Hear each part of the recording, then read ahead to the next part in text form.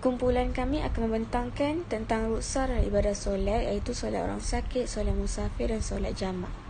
Okey, Assalamualaikum warahmatullahi wabarakatuh. Nama saya Lailatul Atika binti Nimat, nombor matrik 17 DIB 19F2005. First, maksud solat dari segi bahasa ialah bermaksud doa. Dari segi istilah pula, ia merupakan satu ibadat yang merangkumi perkataan dan perbuatan yang dimulai dengan niat dan diakhiri dengan salam.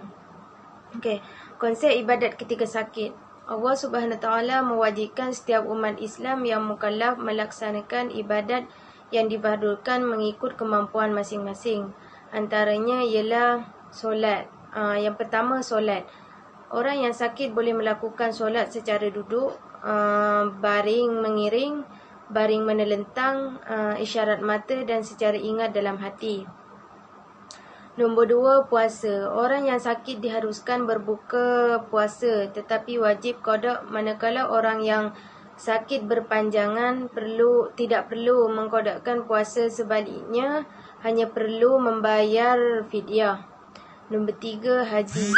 Orang yang uzur untuk menunaikan haji boleh diupah kepada orang lain untuk mengerjakannya. Seterusnya, solat itu tiang agama. Solat adalah rukun Islam yang kelima. Nombor 2, solat juga merupakan asas bagi segala ibadat dan juga merupakan budaya hidup bagi umat Islam.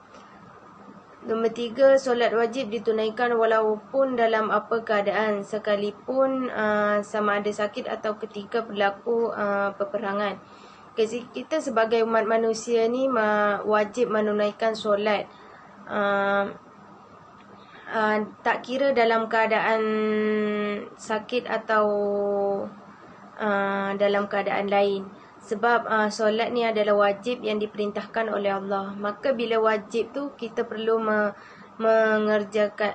perlu menunaikannya. Sebab bila tak buat, kita akan mendapat dosa, dan bila buat kita akan mendapat pahala. Okey. Kaifiat solat ketika sakit.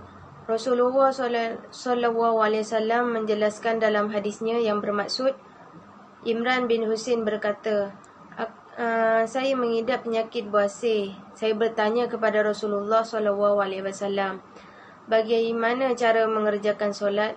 Baginda bersabda,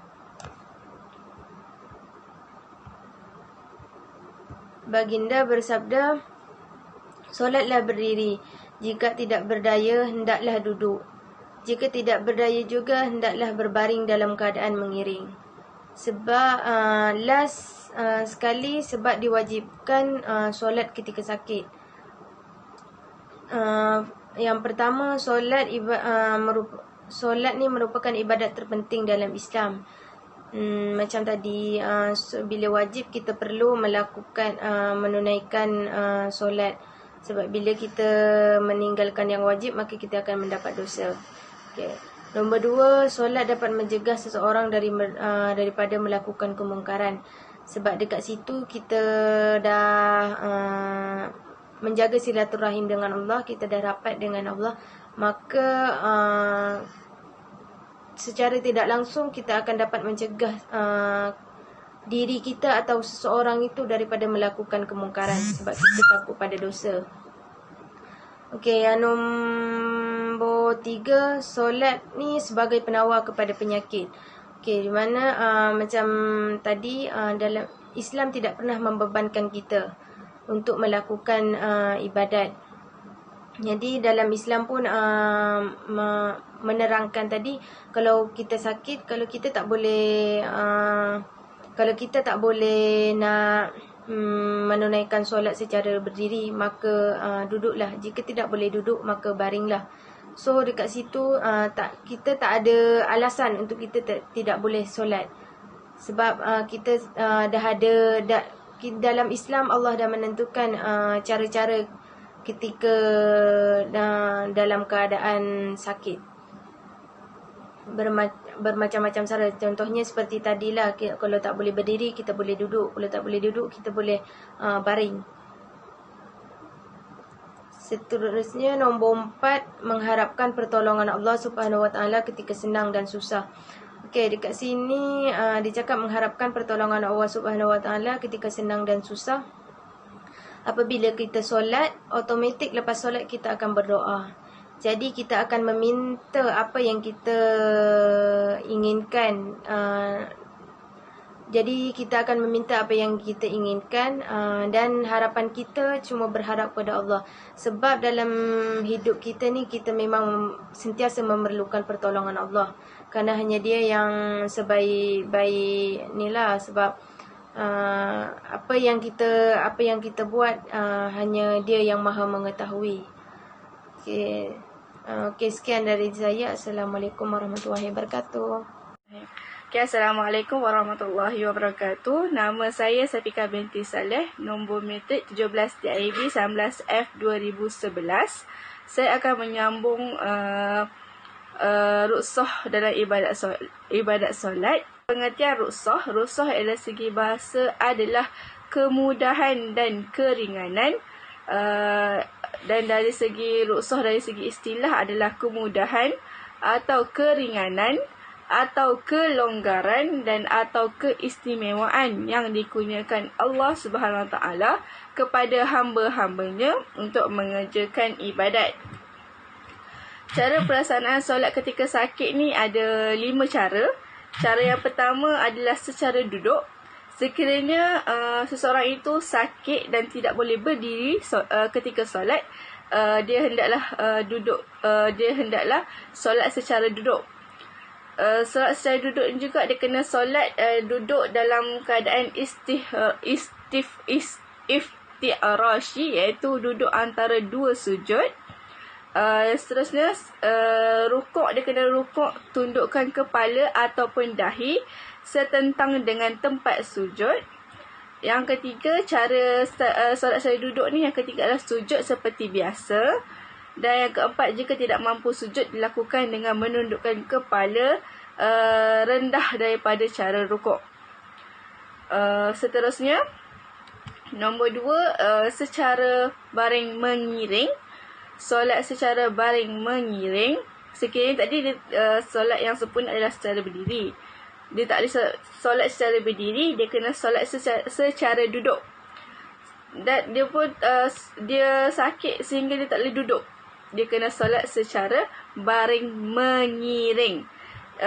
Cara solat baring mengiring ni adalah kena dia kena baring dalam keadaan mengiring atas rusuk kanan. Seterusnya, muka dan dada pesakit ni kena menghadap ke kiblat. Dan rukuk dan sujud pesakit ini adalah dengan menggunakan isyarat kepala. Seterusnya, yang ketiga, solat secara baring menelentang. Tadi, yang pertama tadi, solat secara duduk. Tak boleh duduk, dia kena baring mengiring. Tak boleh baring mengiring juga, dia kena solat secara baring menelentang. Baring menelentang ni, keadaan solat dia adalah dalam keadaan menelentang. Seterusnya, kaki dan kepala pesakit ini hendaklah menghadap ke kiblat. Yang ketiga, kedudukan kepala pesakit ni perlu ditinggikan, dan rukuk dan sujud menggunakan isyarat kepala untuk orang solat secara baring menelentang. Seterusnya, yang keempat, solat secara isyarat kelopak mata. Hanya menggunakan isyarat kelopak mata. Pesakit ni hendaklah pesakit ni memang tak boleh bangun. Dia memang tak ada daya, dia kena solat secara isyarat kelopak mata. Keadaan nak solat secara kelopak mata ni, dia kena baring dalam keadaan secara menelentang. Kaki pesakit ni kena menghala ke arah kiblat. Dan rukuk dilakukan dengan menggerakkan kelopak mata. Sujud juga dia kena sujud dia kena diisyaratkan dengan memejamkan mata.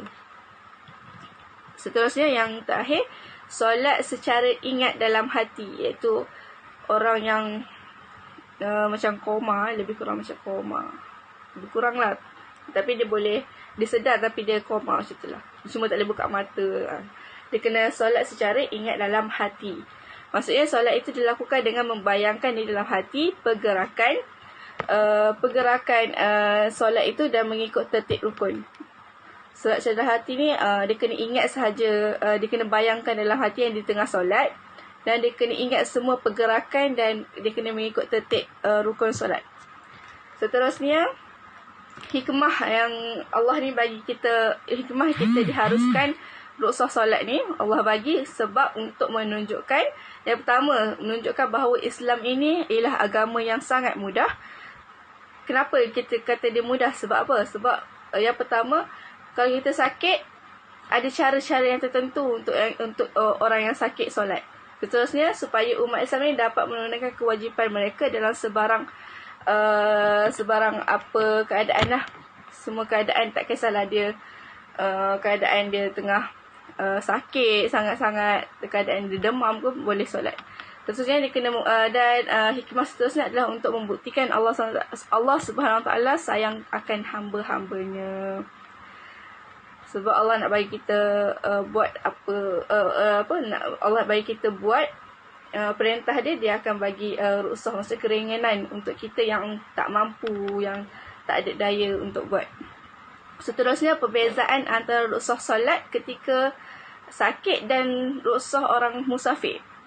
Cara solat ruksah ketika sakit, itu keadaan solat dia dilakukan mengikut keupayaan pesakit, sama ada secara duduk, yang tadi duduk, terbaring, mengiring, terbaring menelentang, isyarat mata dan isyarat hati. Seterusnya, perbezaan ruksah ketika ruksah solat ketika musafir. Keadaan solat dia adalah boleh dilakukan secara jamak qasar atau jamak takdim, atau kedua-duanya sekali.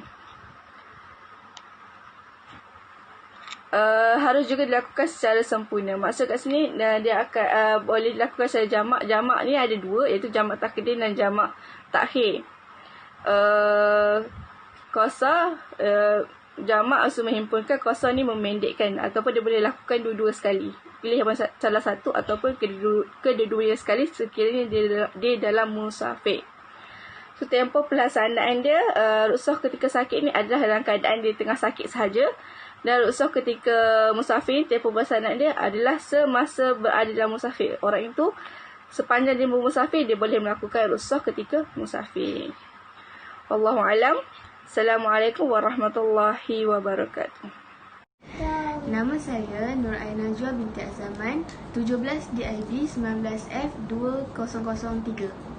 Saya akan membentangkan maksud solat jamak.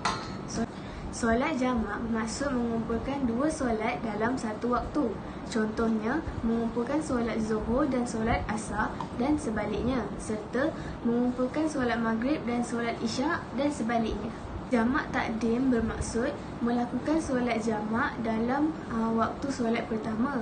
Contohnya, solat Zuhur dijamakkan dengan solat Asar pada waktu Zuhur, serta solat Maghrib dan Isyak dalam waktu Maghrib. Jamak takhir pula bermaksud melakukan solat jamak dalam waktu solat kedua. Contohnya, melakukan solat Zuhur dan Asar pada waktu Asar, manakala melakukan solat Maghrib dan Isyak pada waktu Isyak. Seterusnya, solat qasar. Solat qasar bermaksud memendekkan solat. Contohnya, daripada 4 rakaat menjadi 2 rakaat. Contoh solat yang boleh dijadikan kepada 2 rakaat iaitu solat Zuhur, Asar dan Isyak. Solat qasar juga boleh digabungkan dengan jamak dengan memendekkan jumlah rakaat dan menghimpunkan solat-solat tersebut. Seterusnya, niat solat qasar jamak takdim Zuhur dan Asar. Usolli farda zuhri qasran rak'ataini jama'an takdimin lillahi ta'ala.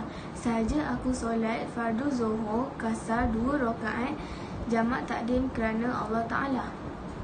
Usolli fardu asri rak'ataini jama'an takdimin lillahi ta'ala. Sahaja aku solat fardu asar qasar 2 rakaat jamak takdim kerana Allah Ta'ala.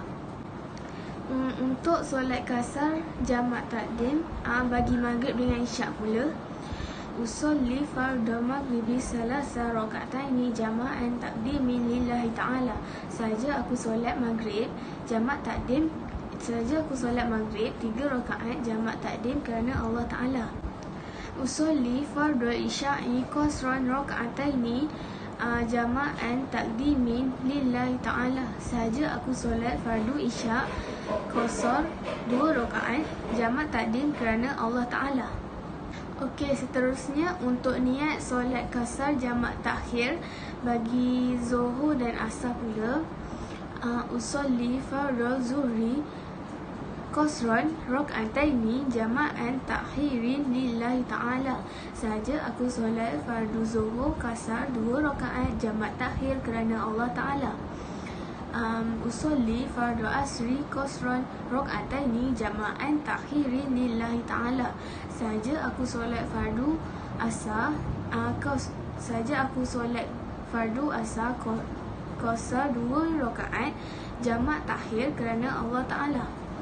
Seterusnya solat kasar jamak takhir bagi maghrib dan isyak. Usolli fardu isya'i qasran rak'ataini jama'an takhirin lillahi ta'ala. Saja aku solat fardu isyak qasar 2 rakaat jamak takhir kerana Allah Ta'ala. Usolli fardu maghribi salasa jama'an takhirin lillahi ta'ala. Saja aku solat fardu maghrib 3 rakaat jamak takhir kerana Allah Ta'ala. Assalamualaikum warahmatullahi ta'ala wabarakatuh. Nama saya Nur Dani Zaidah binti Ahmad Asmadi, nama matrik 17 DIB 19F2042. Saya akan menerangkan tentang jarak solat jamak dan kasar. Di sini musafir bermaksud seseorang yang memulakan perjalanan melebihi 2 marhalah, iaitu 90 km. Had hari yang dibolehkan untuk melakukan solat jamak dan kasar ialah 3 hari 3 malam. Sekiranya seseorang itu tidak ada had hari yang ditetapkan, maka dibenarkan untuk melakukan solat jamak dan kasar sehingga tiba ke destinasi yang ingin dituju. Jika seseorang itu telah berniat untuk menetap di sana selama 4 hari atau lebih, tidak dibenarkan untuk melakukan solat jamak dan kasar kerana dikira sebagai bermukim. Bermukim bermaksud seseorang yang pergi ke sesuatu tempat, menetap di sesuatu tempat melebihi daripada 3 hari. Syarat sah solat kasar yang pertama, tidak bertujuan maksiat. Yang kedua, mestilah melebihi 2 marhalah. Yang ketiga, tidak berimamkan imam yang solat tamam, iaitu sempurna rakaatnya. Dan yang keempat, masih dalam keadaan bermusafir ketika mengerjakan solat kasar. Syarat sah solat jamak takdim. Yang pertama, mestilah dimulakan dengan solat yang pertama, iaitu Zuhur dan Maghrib, serta diikuti dengan solat yang kedua, iaitu Asar dan Isyak. Contohnya, Zuhur diikuti dengan solat Asar dan solat Maghrib diikuti dengan solat Isyak. Seterusnya yang kedua, berniat jamak pada solat yang pertama. Yang ketiga, mu'awalat. Mu'awalat bermaksud melakukan kedua-dua solat itu secara berturut-turut. Tidak boleh melakukan perbuatan lain kecuali berwuduk. Dan yang terakhir, perjalanan masih diteruskan sehingga masuk waktu solat yang kedua. Syarat sah solat jamak takhir. Untuk melakukan solat secara jamak takhir, mestilah berniat terlebih dahulu dalam waktu solat pertama, iaitu Zuhur dan Maghrib, untuk melakukannya pada waktu kedua, iaitu Asar dan Isyak. Dan yang kedua, masih dalam perjalanan sehingga kedua-duanya selesai.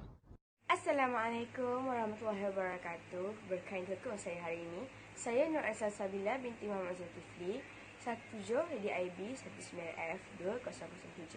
Hari ini saya akan menerangkan dua perkara, iaitu satu adalah perkara-perkara yang kita boleh jamak solat atau qasar selain kita bermusafir. Dan yang kedua adalah soalan-soalan yang kita selalu dengar tentang jamak. Biasaannya perkara-perkara yang kita akan jamakkan solat selain kita bermusafir, antara sebab-sebabnya adalah halangan atau kita ada keunzuran. Atau ketika hari hujan, atau kita sibuk, atau kita tidak sihat lah, macam tu. Saya akan memberikan dua contoh, iaitu pertama, contoh perkara yang kita akan melakukan solat jamak selain bermusafir adalah contohnya doktor yang melakukan pembedahan. Dan waktu pembedahan itu mengambil masa yang lama dan melepasi waktu solat-solat tertentu. Jadi, doktor itu boleh melakukan jamak. Yang kedua, wanita yang mengalami istihadah atau keluarnya darah kotor yang mengganggu waktu solat. Biasanya darah kotor yang keluar ni akan mengganggu dan dia akan berpanjangan.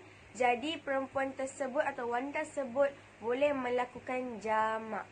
So ia akan memudahkan wanita tersebut. Yang ketiga, bidan atau doktor yang bimbang lewat apabila mahu menyambut atau membantu menyambut kelahiran anak. Apabila kita lewat sikit, dia akan menyebabkan kematian pada si bayi dan akan mengakibatkan risiko yang berat pada si ibu. Jadi, bidan atau doktor tersebut boleh melakukan solat jamak tersebut. Ia akan memudahkan proses kelahiran bayi. Okey, antara soalan-soalan lazim yang biasa kita dengar tentang solat jamak ni, biasanya kita balik kampung, boleh tak kita solat jamak di kampung tersebut? Dan saya ada dua jawapan terhadap soalan ini. Okey, pertama, jika kampung tersebut telah menjadi seperti rumah miliknya, walaupun rumah tersebut jarang diduduki dan telah dihibahkan, maka kita tidak boleh melakukan solat jamak. Satu lagi jawapan adalah jika kita hanya balik kampung untuk bermastautim atau kita menziarahi balik raya, kita boleh melakukan solat jamak dan tertakluk pada tempoh-tempoh tertentu tidak melebihi 3 hari. Kalau kita cuma tinggal 1 hingga 3 hari, kita boleh melakukan solat jamak. Apabila kita lebih pada 3 hari, tidak digalakkan dan tidak boleh solat jamak. Okey, kenapa? Okey, kebiasaannya bawah 3 hari, kita akan dikira bermusafir dan selebihnya kita akan dikira seorang yang membuat musafirnya telah hilang atau bermustautim. Dan soalan yang kedua adalah, bila orang tu outstation, apakah keharusan dia untuk solat jamak? Biasanya dia akan mengikut tempoh-tempoh tersebut macam yang saya terangkan. Jika dia hanya tinggal pada 1 hingga 3 hari, dia disarankan atau diharuskan melakukan qasar atau jamak. Dan apabila dia melebihi 4 hari, dia tidak mengharuskan qasar atau jamak. Okey, sekian dari saya. Terima kasih. Itu sahaja dari kami. Sekian, terima kasih.